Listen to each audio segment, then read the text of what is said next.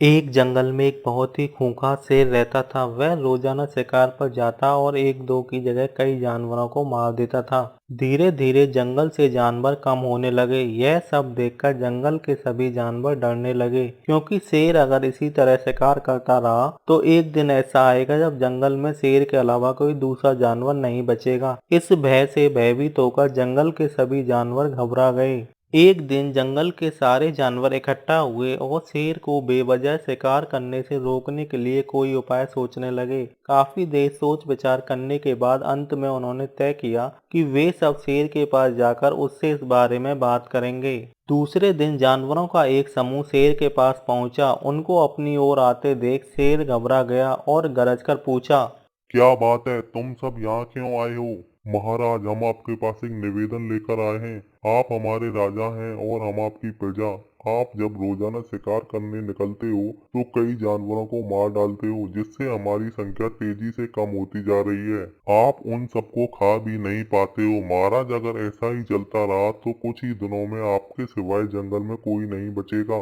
यदि हम सभी मर जाएंगे तो आप भी राजा नहीं रहोगे, क्योंकि प्रजा के बिना राजा कैसा। हम सब चाहते हैं कि आप सदा राजा बने रहो। इसलिए आपसे हमारी विनती है कि आप शिकार करने का कष्ट ना करें और अपने घर पर ही रहा करें। हम स्वयं रोजाना एक जानवर आपके भोजन के लिए भेज दिया करेंगे। इससे आप और हम दोनों ही चैन से रह सकेंगे। शेर ने सोचा जानवरों की बात सही है, इसलिए उसने कहा, अच्छी बात है, मैं तुम्हारे सुझाव को मान लेता हूँ, लेकिन ध्यान रहे, अगर किसी भी दिन तुमने मेरे खाने के लिए पूरा भोजन नहीं भेजा तो मैं जितने जानवर चाहूंगा मार डालूंगा। जानवरों के पास इसके अलावा कोई दूसरा रास्ता नहीं था, इसलिए उन्होंने शेर की शर्त मान ली और अपने अपने घर चले गए। उस दिन से शेर के खाने के लिए रोजाना एक जानवर शेर के पास भेजा जाने लगा। इसके लिए जंगल में रहने वाले सभी जानवर बारी बारी से अपने परिवार में से एक एक जानवर रोजाना भेजने लगे।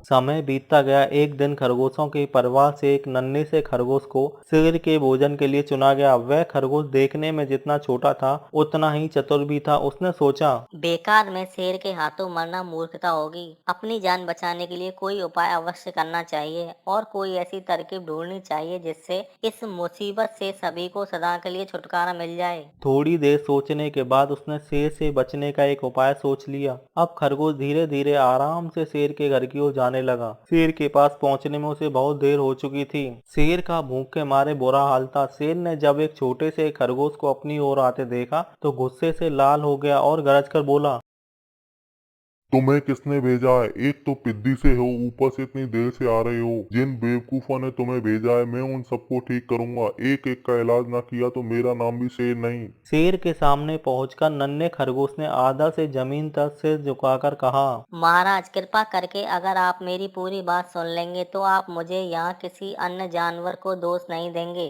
वे तो जानते थे कि एक छोटा सा खरगोश आपका पेट नहीं भर सकता, इसलिए उन्होंने मुझे मेरे परिवार के अन्य 6 खरगोशों के साथ भेजा था। लेकिन रास्ते में हमें एक दूसरे शेर ने रोक लिया और वह 6 खरगोशों को मारकर खा गया। यह सुनते ही शेर दहाड़कर बोला, क्या कहा तुमने? दूसरा शेर? तुमने कहाँ देखा उसे? कौन है वह? महाराज, वह तो बहुत ही बड़ा शेर है। वह जमीन के अंदर बनी एक गुफा में रहता है। वह तो मुझे भी मारने जा रहा था, पर मैंने उससे कहा, सरकार, आपको पता नहीं आपने क्या अनर्थ कर दिया। हम सब तो अपने महाराज के भोजन के लिए जा रहे थे, लेकिन आपने उनका सारा खाना खा लिया। हमारे महाराज ऐसी बातें सहन नहीं करेंगे। वे यहाँ आकर आपको मार डालेंगे। खरगोश ने आगे कहा, जब उस शेर ने मुझसे पूछा, कौन है तुम्हारा राजा, मैंने जवाब दिया, हमारा राजा जंगल का सबसे बड़ा शेर है। महाराज, मेरा ऐसा कहते ही वह गुस्से से लाल पीला होकर बोला, बेवकूफ, इस जंगल का सिर्फ एक ही राजा है और वो मैं हूँ। यहाँ सब जानवर मेरी प्रजा हैं। मैं उनके साथ जैसा चाहूँ वैसा करूँगा। जिस मूर्ख को तुम अपना राजा कहते हो, उस चोर को मेरे सामने हाजिर करो। मैं उसे बताऊंगा कि असली राजा कौन है।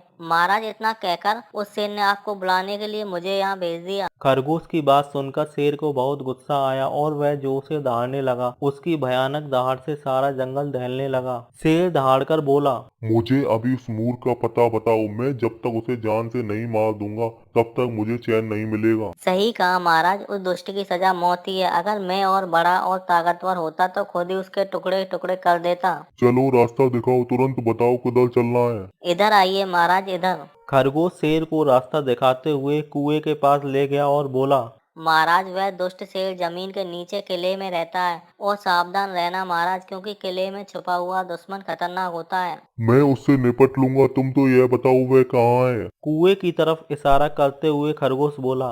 पहले जब वह मिला था तब यहीं बाहर खड़ा था, लगता है आपको आता देखकर वह किले में घुस गया है। आइए मैं आपको दिखाता हूँ। खरगोश ने कुएं के नजदीक आकर शेर से अंदर झांकने के लिए कहा। जैसे ही शेर ने कुएं के अंदर झांककर देखा तो उसे कुएं के पानी में अपनी परछाई दिखाई दी। परछाई को दूसरा शेर समझकर शेर जोर से दहाड़ा। उसकी दहाड़ कुएं के अंदर से गूंजकर बाहर आई, जिसे सुनकर उसने समझा कि शेर भी दहाड़ रहा है। अपने दुश्मन को मारने के इरादे से वह तुरंत कुएं में कूद पड़ा। कुएं में कूदते ही वह पहले तो दीवार से टकराया, फिर धड़ाम से पानी में गिर गया और डूबकर मर गया। इस तरह चतुराई से शेर से अपनी जान बचाकर नन्हा खरगोश अपने घर लौटा और जंगल के जानवरों को शेर के मौत की कहानी सुनाई। दुश्मन के मारे जाने की खबर सुनकर सभी जानवर खुशी से झूम उठे और खरगोश की जय जयकार करने लगे।